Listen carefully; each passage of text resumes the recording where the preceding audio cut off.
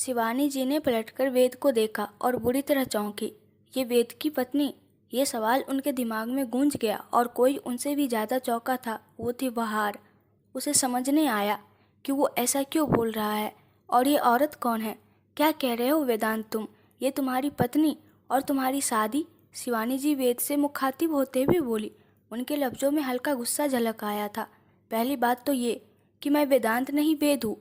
दूसरी ये कि हाँ, ये मेरी पत्नी, शादी हो चुकी है हम दोनों की। वेद एकदम सहजता से झूठ बोल गया। जरा भी सिकन नहीं आई थी उसके चेहरे पर। और बहार, वो अपने मुंह में दही जमाए बैठी थी। उसे कुछ समझ नहीं आ रहा था कि वो क्या बोले, और डर भी था कि कुछ बोलने से अगर कोई बात बिगड़ गई तो देव गुस्सा करेगा। होश में तो हो तुम? ऐसे कैसे तुमने शादी कर ली? शिवानी जी भड़की। क्यों, शादी करना कौन सा मुश्किल काम है? वेद ने कंधे उचकाए।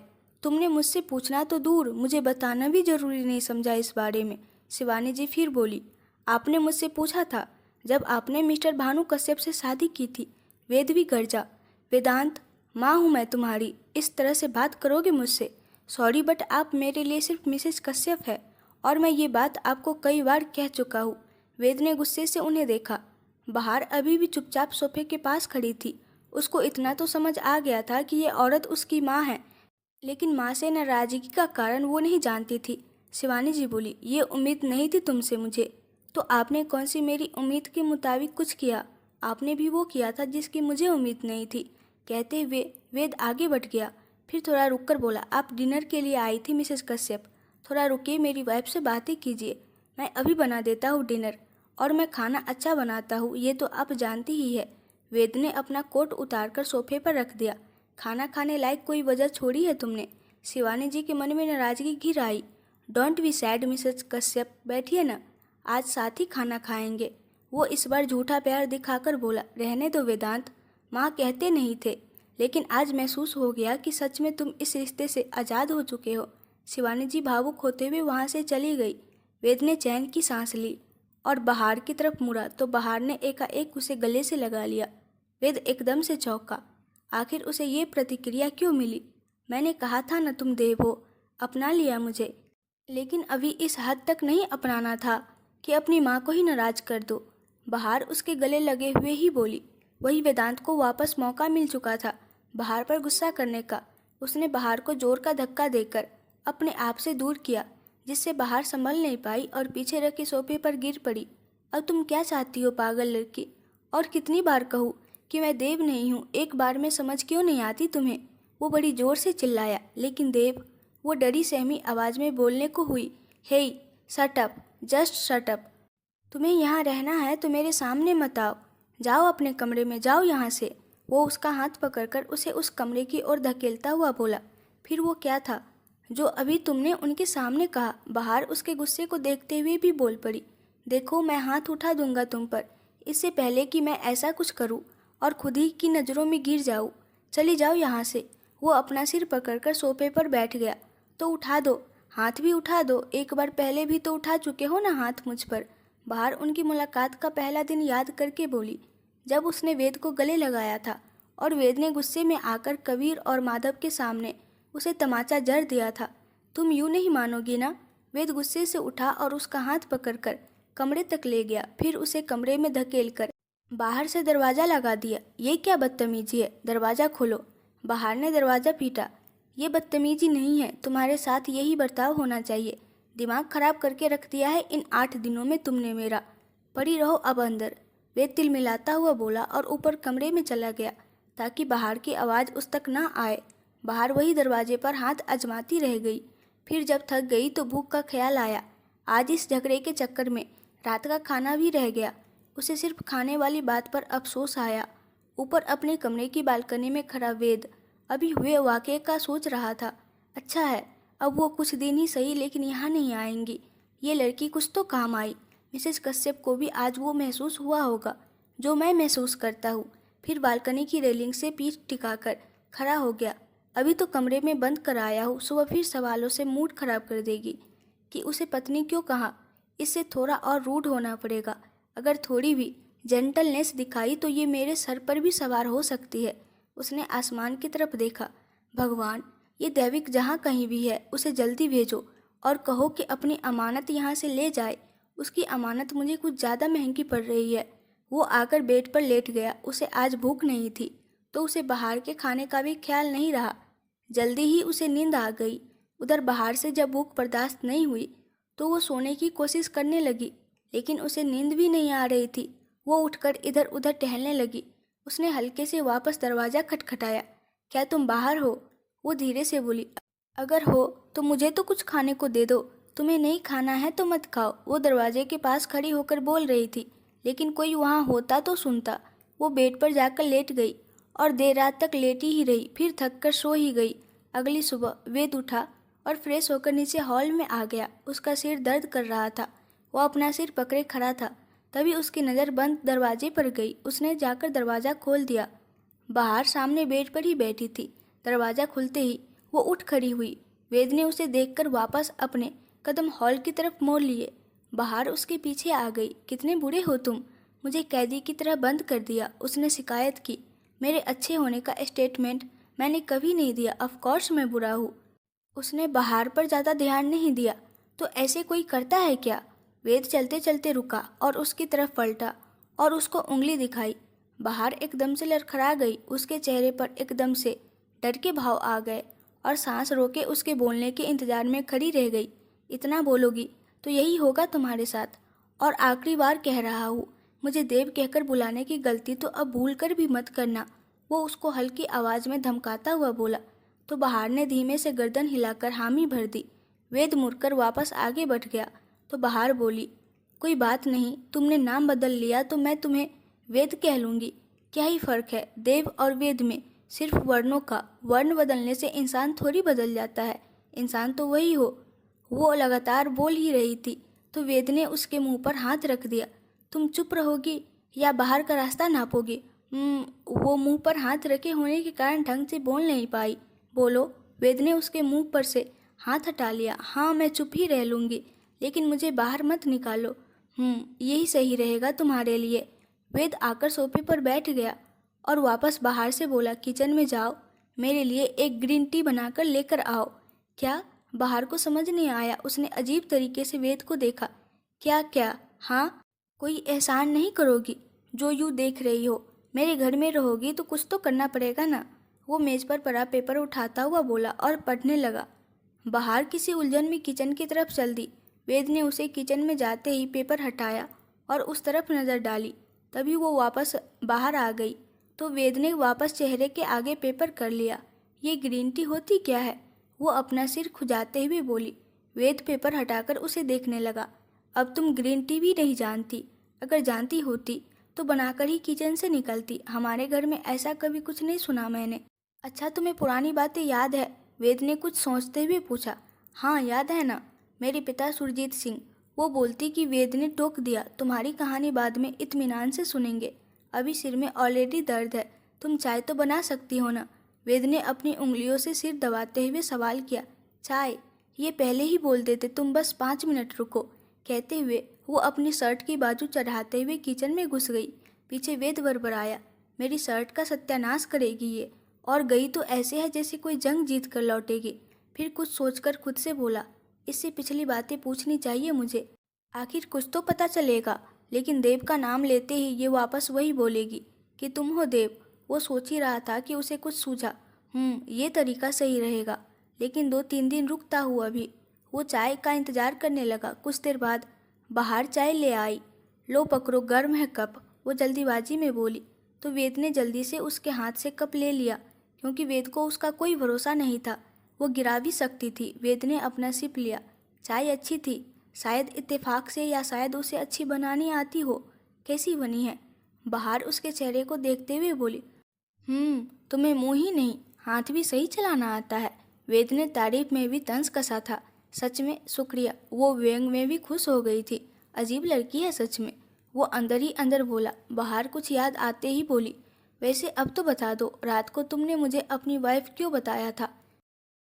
वेद चाय पीते हुए रुका, फिर बोला, अभी तो कहा कि यहाँ रहोगे तो कुछ तो करना पड़ेगा। बस यूँ समझ लो कि मेरी कहानी में एक किरदार की तरह काम ले लिया मैंने तुमसे कल। बस उसे सच मत समझना। बाहर उसकी बात सुनकर एकदम चुप रह गई। उसे लगा नहीं था कि वो उसके इस्तेमाल की बात करेगा। ये बात उसे चुभ गई थी। वो चुपचाप वहाँ से कमरे में चली गई। इसे क्या हुआ? वेद ने कंधे उचकाए और चाय पीने लगा। उसे इस बात से कोई फर्क नहीं पड़ा था, बल्कि वो तो सुकून में था कि आखिरकार वो चुप तो है। इसी तरह बहार को चुप्पी साधे एक हफ्ता और गुजर गया। वेद ऑफिस से घर आ गया था। बहार उसे देखकर भी कमरे से बाहर नहीं आई। वो अंदर बैठे हुए ही बड़बड़ा रही थी, चलो मैं तो गुस्सा हूँ, लेकिन क्या इसके मुंह में भी दही जमी है? नहीं, शायद बर्फ जमा ली है इसने अपने मुंह में। मैं क्यों करूँ आगे से बात? जब खुद बात करेगा तो कर लेगा। वो नाराज थी। ऊपर से वेद ने उसकी नाराजगी का कारण भी नहीं पूछा था। ये बात उसे खासा नाराज कर गई थी। वेद को आए बहुत टाइम गुजर गया था, लेकिन बाहर कमरे से नहीं निकली तो वेद गुर्राया, हे लड़की, खाने का मन है तो बाहर डाइनिंग पर आ जाना। वेद कुछ तो बोला, लेकिन ये लफ्ज उसकी नाराजगी को दूर करने के लिए नहीं थे। वेद को तो उसकी नाराजगी से कोई फर्क ही नहीं था। जैसे, मैं नहीं जाऊंगी, एक बार फिर बुलाएगा तब जाऊंगी, वो खुद से ही बोली और वही बैठी रही। उधर वेद खाना शुरू कर चुका था। जब उसने दोबारा आवाज़ नहीं दी तो बाहर को मजबूरन उठकर जाना पड़ा। आखिर उसे भूख लगी थी। एक बार और बुला लेते तो क्या जवान घिस जाती तुम्हारी? उसने इतने दिनों बाद वेद से कुछ लफ्ज़ कहे थे। ये क्या तरीका है बात करने का? और तुमको एक बार सुनाई नहीं दिया तो ये तुम्हारी प्रॉब्लम है। वो एक हफ्ते बाद उससे कुछ बोला तो भी रूडली ही बोला था, मैं नाराज़ हूँ, इतना समझ नहीं आता तुम्हें? वो गुस्सा करके बोली, हे, सर मत चढ़ो मेरे। हाँ, खाना है तो खाओ, वरना वापस अंदर जा सकती हो। वो अपने असल अंदाज में बोला तो बाहर मुंह बनाकर खाने बैठ गई। खाने के दौरान फिर एक बार चुप्पी छा गई। वही वेद का दिमाग बहुत कुछ सोच रहा था। उसने बाहर से दैविक के बारे में पूछने का रास्ता ढूंढ लिया था। खाना खाकर दोनों ने अपनी अपनी प्लेट्स धो दी। बाहर अपने कमरे की ओर जाने लगी तो वेद ने टोका, रुको तुम, बात करनी है मुझे तुमसे। बाहर एकदम से खुश हुई। वो पलटने ही वाली थी कि एक पल रुकी, मैं क्यों करूँ बात? वो खुद से ही बोली और बिना रुके आगे बढ़ गई। पागल लड़की, तुम्हें ही कहा है, एक बार में सुनने की आदत डाल लो। वो वापस बोला। बाहर अब अगर कदम आगे बढ़ाती तो शायद वेद तीसरी बार रोकने की कोशिश नहीं करता। तो वो झट से मुड़ी और वेद के पास आकर सोफे पर बैठ गई। हाँ बोलो। बाहर अपना सिर दोनों हाथों पर टिकाकर बोली। वो बिल्कुल वेद के बगल में आ बैठी थी तो वेद जल्दी से उठ गया। मैनर्स है कि नहीं तुम में? दूरी बनाकर भी बैठ सकती हो ना? कहते हुए वो खुद ही बगल वाले सोफे पर बैठ गया। और जब बात सुननी ही थी तो नाराजगी के ड्रामा क्यों कर रही थी? अरे ये सब छोड़ो, तुम क्या बात करनी थी वो बोलो। वो पलके झपकाते हुए मुस्कुराकर बोली। वेद को याद आया। वो खुद को तैयार करने लगा ताकि बाहर कुछ उल्टा बोले तो उसे गुस्सा न आए। बोलो भी, कितना इंतजार करूं? बाहर बोली तो वेद ने उसे तिरछी नज़रों से घूरा। सब्र नहीं है तो चली जाओ कमरे में। उसके मिजाज में सख्ती ही थी। ठीक है, कर रही हूँ सब्र। बाहर मुरझाती शक्ल लेकर बोली। वेद कुछ देर चुप रहा, फिर बोला, मैं कौन हूँ?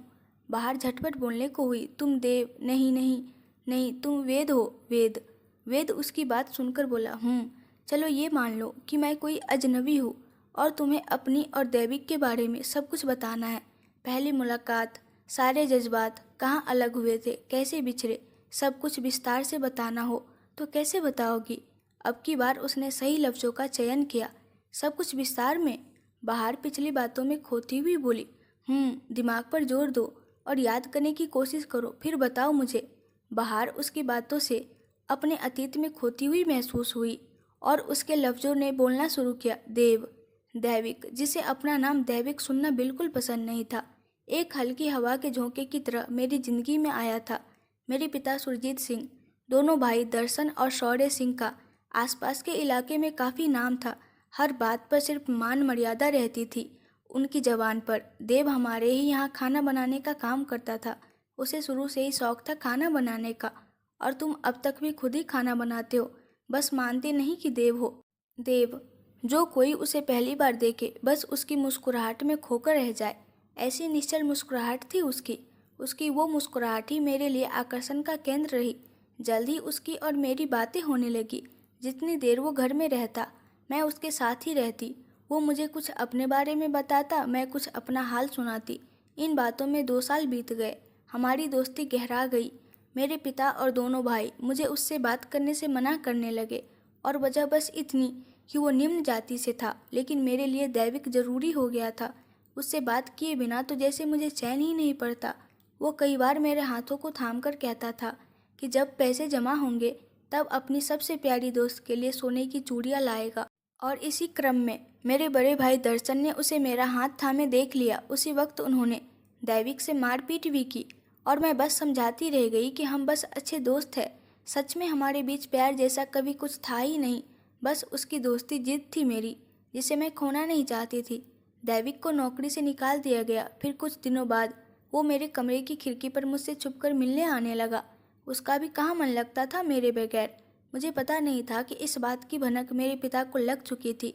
इतनी निश्चल दोस्ती का उन्होंने पता नहीं क्या मतलब निकाला और दैविक को मारने पर उतारू हो गए। मैंने उन्हें रोकने की बहुत कोशिश की, लेकिन उन तीनों में से किसी ने मेरी बात सुनी तक नहीं और वापस लौटे। तब मेरे पिता बोले, मर चुका है वो जिस पर तुम मरती थी। उस पर मेरे भाई दर्शन की चुपती आवाज़, तुम्हारी जिद ने जान ले ली उसकी। फिर छोटा भाई शौर्य सिंह भी बोला, अगर हमारी बात मान लेती तो आज उसे इस तरह हमारे हाथों अपनी जान नहीं गंवानी पड़ती। मैं कुछ सोचने समझने के हालात में नहीं थी। पहले तो होश गंवा बैठी, लेकिन यकीन नहीं आया कि देव के साथ सच में ऐसा कुछ किया है उन लोगों ने। मैं भाग गई वहाँ से, बहुत दूर भाग आई। 2 हफ्तों में आखिर मुझे तुम नज़र आ ही गए, लेकिन अब जब पहचानने से इनकार करते हो तो पता है यहाँ दर्द होता है। बाहर अपने दिल पर उंगली रखकर इशारा कर रही थी। उसकी आंखों में बिल्कुल नमी नहीं थी, क्योंकि उसके अनुसार उसने दैविक को नहीं खोया था, वो तो उसी के सामने बैठा था वेद के रूप में। वेद बहुत गहराई से उसकी बातें सुन और समझ रहा था। लेकिन तुम जब मिली थी तो ये क्यों कहा कि मैं हमारे प्यार को भूल गया हूँ, जबकि तुम्हारे अनुसार प्यार जैसा तो कुछ था ही नहीं। वेद बोला। बाहर ने उसकी ओर निगाह उठाई। यही शक था ना उन सबको कि मैं तुमसे प्यार करती हूँ। तो हाँ, बस अब करती हूँ। उन लोगों ने हमारी दोस्ती को प्यार की परिभाषा दी और तुम्हें मुझसे छीनना चाहा, तो अब मैंने भी मान लिया है कि है हमारे बीच प्यार का रिश्ता। वेद कुछ समझ नहीं पा रहा था। वो आगे कुछ बोलता उससे पहले ही पता नहीं क्यों बाहर अपने पेट पर हाथ रखे उठ खड़ी हुई और धीमे कदमों से अपने कमरे की ओर चली गई। फिर अंदर जाकर दरवाज़ा बंद कर लिया। इसे क्या हुआ, यूँ पेट पकड़कर चली क्यों गई? वेद ने सोचा। फिर इस बात को दरकिनार कर दैविक के बारे में सोचने लगा। कहीं सच में दैविक को उन लोगों ने नहीं, इतनी सी बात के लिए कोई किसी की जान क्यों लेगा? लेकिन उसकी मौत की खबर सुनकर ही इस लड़की को सदमा पहुंचा है और ये मुझे दैविक समझ रही है। हो सकता है कि उन लोगों ने दैविक को डरा धमकाकर कहीं दूर भेज दिया हो। यही बात है। बस अब दैविक मिल जाए तो मैं इस मसले से भी फ्री हो जाऊँ। वेद ने पूरी बात सुनी और सोच समझ ली। उसे इतना तो समझ आ चुका था कि बाहर दैविक से प्यार नहीं करती थी, लेकिन उसकी मौत की खबर सुनकर वो दैविक को अपनी जिद बना बैठी है। जिस दोस्ती की वजह से दैविक की जान पर बन आई थी, वो गुस्से में उस दोस्ती को प्यार का नाम दे रही है। लेकिन बेशक ही उनकी दोस्ती में बहुत गहराई थी, तभी तो बाहर अपना मानसिक संतुलन खो बैठी थी। वो उठा और बाहर के कमरे की तरफ गया। हे, तुम ठीक हो? ऐसे क्यों चली आई? पेट में दर्द है? वेद ने दरवाज़ा खटखटाकर पूछा, क्योंकि अंदर से दरवाज़ा लॉक था। लेकिन अंदर से कोई जवाब नहीं आया तो वेद ने सोचा, शायद इस वजह से दुखी हो गई कि मैं खुद को दैविक मानने को तैयार नहीं। लेकिन जब मैं हुई ही नहीं तो कैसे समझ लूँ? खैर, यही समझ जाएगी किसी दिन कि मैं वो नहीं जिसकी इसे तलाश है। वो दरवाजे से हटा और वापस हॉल में आ गया। उसे अभी नींद नहीं आ रही थी और फिर वक्त भी तो ज़्यादा नहीं हुआ था। रात के 9 ही बजे थे अभी। वो कुछ देर यूं ही बैठा दैविक के बारे में सोचता रहा और सोचता रहा अपनी ज़िंदगी में आए इस मोड़ के बारे में, जहाँ कोई लड़की तूफान की तरह आई और उसे अपना प्यार बताने के दावे कर बैठी। थोड़ी देर बाद बाहर ने दरवाज़ा खोला, लेकिन वो बाहर नहीं आई। वेद उठकर अंदर गया तो बाहर बेड पर सिमट कर बैठी थी। उसके बाल गीले थे, वो नहाकर आई थी। वेद उसे यूँ देखकर हल्का सा चौंका। तुम पागल हो क्या? रात के 9:30 बज रहे हैं और तुम हो कि नहाकर आई हो? बारिश का मौसम शुरू होने वाला है। वेद उस पर गुस्सा करने लगा, लेकिन वो कुछ नहीं बोली। तो वेद वापस बोला, अब बोलो भी, इस मौसम में बीमार हो जाओगी तो मेरे लिए ही एक प्रॉब्लम बढ़ जाएगी। वो फिर भी कुछ नहीं बोली तो वेद ने उसे गुस्से से घूरा। उसका ध्यान बाहर के हाथों पर गया जो उसने अपने पेट पर जोर से कस रखे थे। वेद को एक पल में ही सारा मामला समझ आ गया तो वो पलटकर खड़ा हो गया। उसके घर में कोई औरत नहीं थी, लेकिन वो इस बात से अनजान नहीं था। बाहर ने कुछ कहने की हिम्मत जुटाई ही थी कि वो जल्दी से कमरे से निकलकर बाहर आ गया। रुको, लेकिन वेद चला गया था। सुना भी नहीं इसने तो, कहना मजबूरी है। अभी और किससे कहूँगी, रेखा दीदी भी नहीं रहती यहाँ रात को। वो अपना पेट पकड़कर ही लेट गई। उधर वेद अपनी कार की चाबी उठाकर बाहर निकल गया। अगर आप लोगों को इस कहानी के आगे का पार्ट देखना है तो ज़्यादा से ज़्यादा कमेंट कीजिए और इस वीडियो को लाइक कर दीजिए, शेयर कर दीजिए और मेरे चैनल को सब्सक्राइब कर दीजिए। Thank you.